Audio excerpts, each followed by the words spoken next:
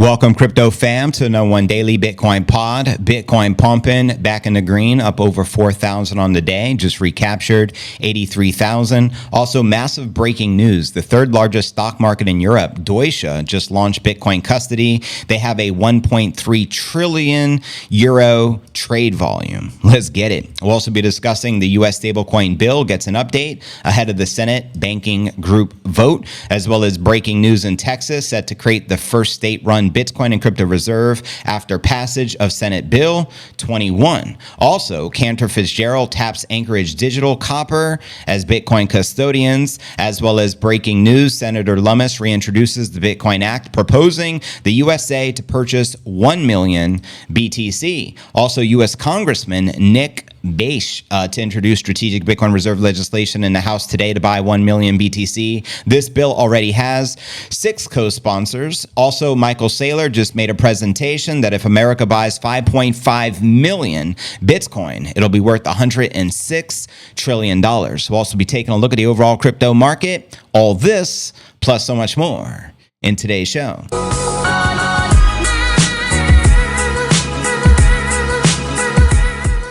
And if you're new to the channel, very important, smash the likes, go ahead, subscribe, then hit the bell, turn on all notifications to receive daily premium crypto newsletters every single day, 7 days a week, just like this. Today is pod 1930. I'm your host, JV. It's March 11th, another divine omen of 2025. Bitcoin's up pumping after, again, tapping a bottom of 77 just yesterday. It feels so good to be back.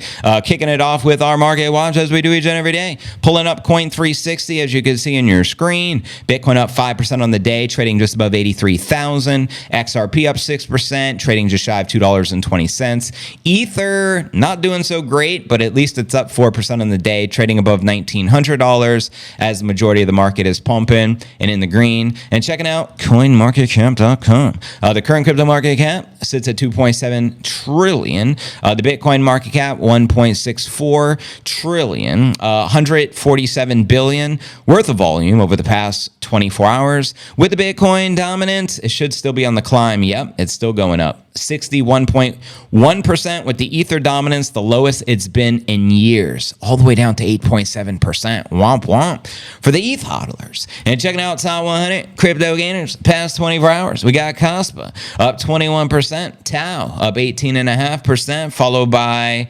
Celestia up 12.5%. Which alts, if any, are you bullish on for the bull? Holla. And checking out the crypto bubbles, we get a visual perspective on the daily. As you can see, the majority of the market flipped green. I'd say safe to say 95% of the market feels good.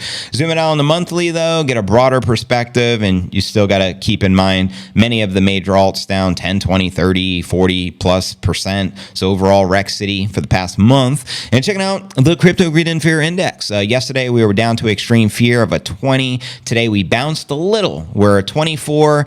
Once we hit 26, we're no longer in extreme fear. It'd be considered fear. And the lower this number goes in extreme fear, the more likely of a pump. And just FYI, last week was a 15. We bottomed at around 10 about a week or two ago. And last month was a 46 in fear. And checking out the time chain calendar.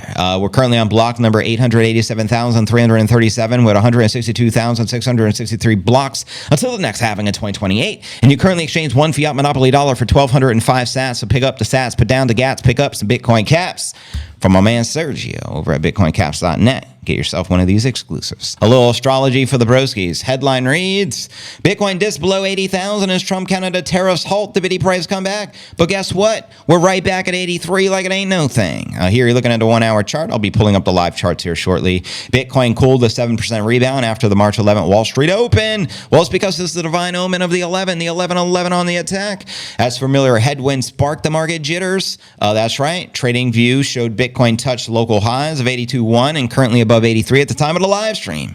U.S. Jolt job openings data delivered a slight overshoot versus expectations, which was a confirmation of further trade tariffs by President Trump that spoiled the risk asset relief. The S&P 500 thus traded down 0.5% on the day at this time, while stock indexes continue to see volatility. The S&P was up 5% at this point in Trump's first term, but instead now down 7% since January 20th, since inauguration. Liberation Day. Ironic enough, today we hit the current all-time high, sitting at 109.3 for the biddy. A popular opposite start to his term thus far. As you can see, the second term compared to the first term, go figure. And trading firm QCP added Trump's apparent indifference to recession risks made life harder for risk assets, but acknowledged that some of the silver linings they have remained. Quoting them here, despite the market turmoil, not all signals are bearish. This wave of risk-off sentiment has driven 10-year Treasury yields down by around 60 BPS, and the weaken the U.S. dollar, a historically positive factor for the U.S. denominated risk assets like U.S. equities and crypto. The Bitcoin price analysis saw Bitcoin at a crossroads amid lackluster clear upside catalysts. According to the Elliott wave theory, the dealer key support resistance levels are warning that the price could still have new long-term lows. Quoting analysts here, the price is still undecided after the New York Open. A bottom could be forming, but another low is possible as long as resistance holds. Hence why it's astrology for the broskies. Nobody really knows, and your guess is as good as this analyst's guess. I'm just pointing out the obvious, broskies. Might as well just flip a coin, heads or tails.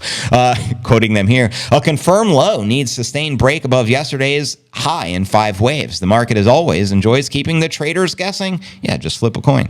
Popular trader Crypto Nuevo described a great reaction to the 50-week simple moving average of 75.5. That support trend line remained without a candle close below since March of 2023. I'm going to be pulling up some of the live charts, but first, major breaking news. The third largest stock market in Europe, Deutsche Börse, launched their Bitcoin custody. They have 1.3 trillion in euros in trade volume. Game on, broskies. And pulling up some of the live charts so we can do a little live chart action Jackson satisfaction for the broskies. Of course, should be able to see here in your screen, there's a 1-hour chart via Coinbase, via TradingView. We do have a bull target sitting pretty at 111 G's, baby. And zooming out from the 1 hour, take a look at the 4-hour chart. And 4-hour chart, also a couple of bull targets we love to see. One sitting at virtually, 111,000, and another one just north of that sitting at 113.7 on the 4-hour chart. Bring it. And zooming out from there, we'll take a look at the daily, and the daily chart says, we're going up forever, Laura. As you can see, the rising wedge formation sensation, finally a nice green candle on the daily. It feels like since forever. It's been like a week since we've seen anything like this. A couple of bull targets as well. The one in the red at 117 G's. And then we have another one just shy at 113.7. And zooming out, checking out the weekly chart. The weekly chart, obviously, we just had a very bearish weekly candle close, and thus far for the new week, we're forming green, but we're just getting started. Time will tell. Let me know where you feel the biddy price likely to take us here by the end of the week. And zooming out, we'll check out the monthly. And also, I forgot to reference, we still have the sexy cup and handle target on the weekly chart, sitting at 124,000. And then here's the monthly candles. Unfortunately, February was a big bear candle, and we'll see how March performs. You guys let me know your thoughts. Let's continue with some of the headlines, what's happening. Headline here reads, U.S. stablecoin bill gets update ahead of the Senate banking group vote. That is right. U.S. Senate Banking Committee is set to vote on a revolving stablecoin framework bill on March 13th, which means this Thursday, after it was updated following a consultation with committee Dems. GOP Senator Bill Haggerty, one of the bill's co-sponsors, said March 10th he introduced an update of the guiding and establishing national innovation of the U.S. stablecoins with the acronym Genius Act, which would go to a banking committee vote in 2 days. He added that the updated bill saw bipartisan consultation. The bill is co-sponsored by Republican Senator, the one and only Cynthia Lummis, and Tim Scott, who's also the chair of the banking committee, along with Democrats Kirsten Gillibrand and Angela Brooks. The updated version of the Genius Act makes significant improvements to a number of important provisions, including consumer protections, authorized stablecoin issuers, risk mitigation, state pathways, insolvency transparency, and more. Haggerty first introduced the bill early February. It aims to bring issuers of the U.S. dollar stables with market caps of over $10 billion, which currently only Tether and Circle under Federal Reserve regulations qualify for. Those under $10 billion could opt into the state level regulation. Web3 learning app co-founder Dom Kwok, what a name, Kumquat said on X that the latest version of the Genius Act, shared on Fox, report Eleanor Terrett gives the U.S. issue stablecoins a competitive advantage. I don't know about if the United States were to create a stablecoin. It's just a fancy term for CBDC, central bank digital currency. Just say no to CBDCs. He added that the bill now holds foreign stablecoin issuers to extra high standards in areas such as reserve and liquidity requirements, money laundering checks, and sanction checks. Most foreign issuers will find these standards hard to meet, which gives Circle's USDC and Ripple Labs Ripple USD the upper hand. Meanwhile, crypto lawyer and Hogan partner Jeremy Hogan came to the same conclusion, saying the bill's requirements, particularly around reserves and the anti-money laundering checks, all fall neatly for the USDC and Ripple stablecoin. The Genius Act still has a way to go before becoming law. The Senate Banking Committee will have to vote to pass the bill, and it will be put to a full Senate floor vote where it can be debated. If it passes Senate, it will head to the House. If the House doesn't change the bill, it will be sent to President Trump to sign into law or veto. And what do you think's made out of that? Let's continue with the news. Next headline regarding the Texas Strategic Bitcoin Reserve. The headline reads, Texas set to create the first state-run Bitcoin and crypto reserve after passage of the Senate Bill 21. That's a blackjack, baby. Texas can become the first state to have the Strategic Bitcoin Reserve, maybe potentially before Utah, following the passage of the new bill that allows it to invest in and manage crypto assets. On Thursday, the Texas Senate voted 25-5 to pass the Senate Bill 21, or the Texas Strategic Bitcoin Reserve and Investment Act. The legislation seeks to establish the Texas Bitcoin Reserve for the Lone Star State, or a special fund outside the state treasury that stockpiles the IBITI, as well as other cryptocurrencies with a market cap of at least $500 billion. I don't know if any other cryptocurrency qualifies except Bitcoin, but take that. The establishment of the Strategic Bitcoin Reserve serves the public purpose of providing enhanced financial security to residents of this state and providing a mechanism to receive donations, Bitcoin, and other cryptocurrencies. If the bill is signed into law, the state comptroller would have custody of the managed and crypto reserve and would have the authority to acquire, exchange, and sell digital assets. Texas Lieutenant Governor Dan Patrick says he wants to make the state the epicenter for the Americans' digital future. Quoting him here, President Trump has stated unequivocally that he intends to make the United States the crypto capital of the world. His visionary leadership on Bitcoin and digital assets have paved the way for the rapid American innovation, and Texas is leading the way. I promise to make a Texas Bitcoin Reserve priority to solidify Texas leadership of the digital age. Today, Texas Senate delivered on that promise by passing the SB 21 with both the Republican and Democrat votes to create the Texas Bitcoin Reserve. Some have called Bitcoin digital gold, and I believe its limited supply and decentralized nature makes it a critical asset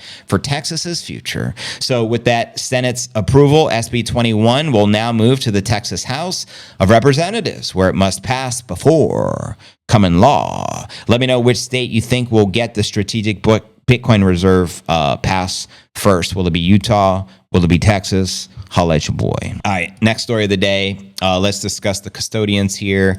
Cantor Fitzgerald taps Anchorage Digital Copper as their Bitcoin custodians. That's right. Investment banking giant worth billions, Cantor Fitzgerald selected Anchorage Digital and Copper as its Bitcoin custodians and collateral managers as it launches its new digital asset financing business targeting institutional investors. The announcement came March 11th, which is today.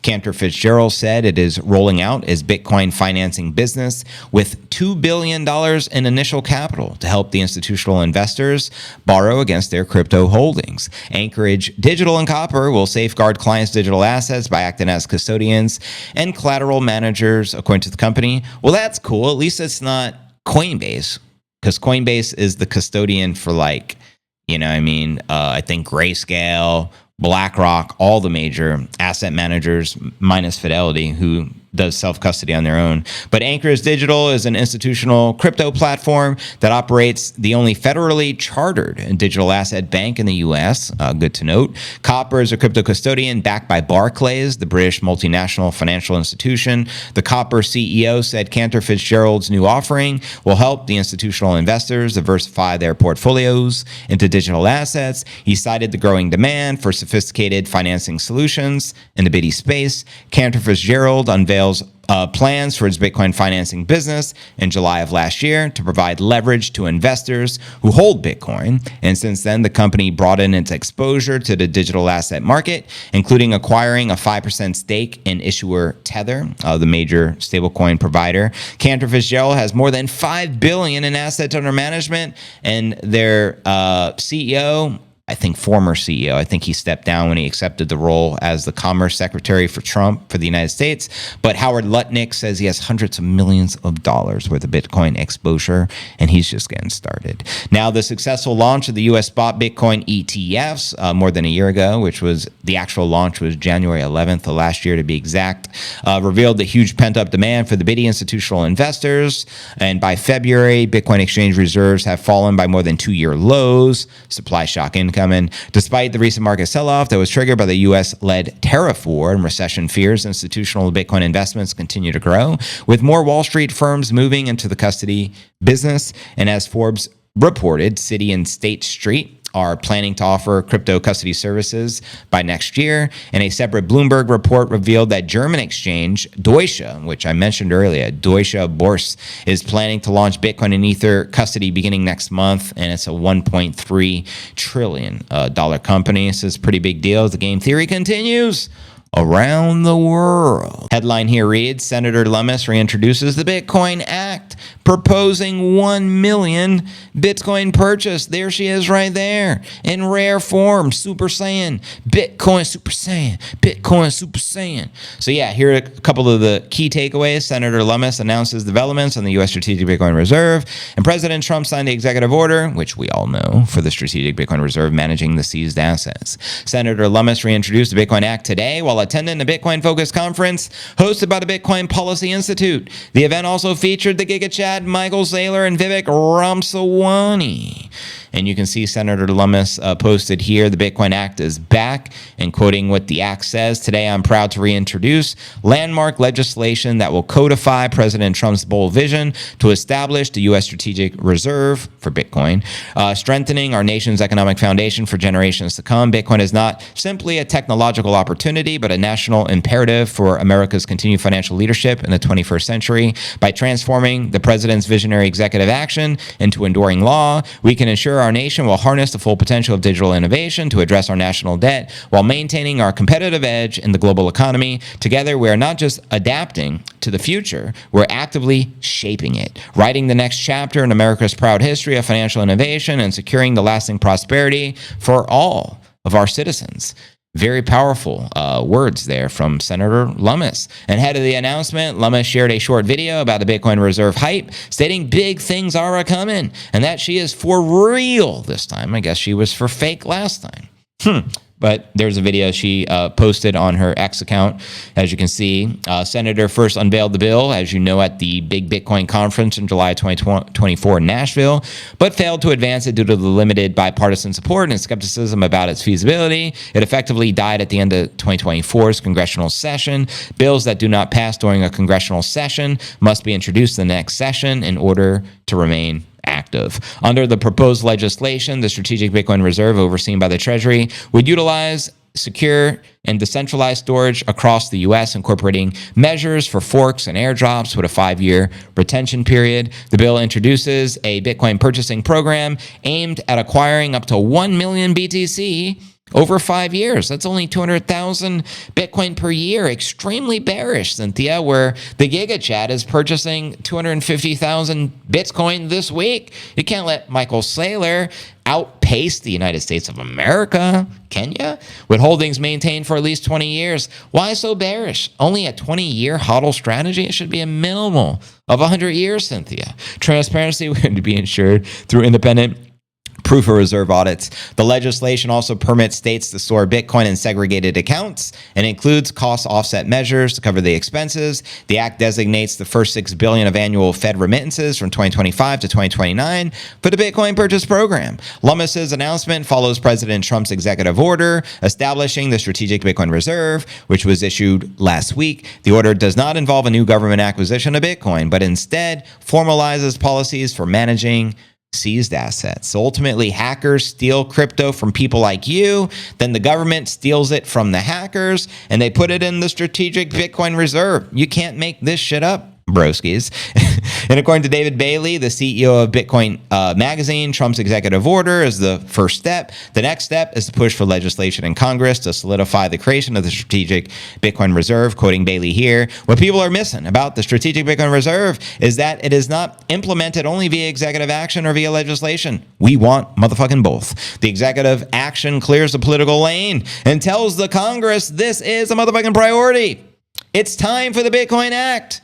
Couldn't agree more, broskies. And as you can see, also breaking news, U.S. Congressman Nick introduces strategic Bitcoin reserve legislation in the House today to buy the 1 million of the biddy. The bill already has 6 co-sponsors. And if you don't know, now you know, broskies. Now for our featured story of the day, Michael Saylor presents that if America buys 5.5 million Bitcoin, it will be worth $106 trillion. He also doubles down during the market crash, announcing a $21 billion stock sale to buy more Bitcoin. That's right. So first and foremost, shout out to the Giga Chad. And here's a recent tweet. We purchased 78% of the United States for $40 million. America should buy Bitcoin. And here's the historic precedents for the strategic Bitcoin reserve. Manhattan in 1626, the payoff was $2.1 trillion. Louisiana in 1803, the payoff was $12 trillion. California in 1848, the payoff was $8 trillion. In Alaska, 1867. Oh, my apologies. The prices were way smaller. The payoff with the interest rate, I'm hitting you with those numbers. The payoff was $1 trillion. But you can see Alaska in 1867 only cost America $7.2 million.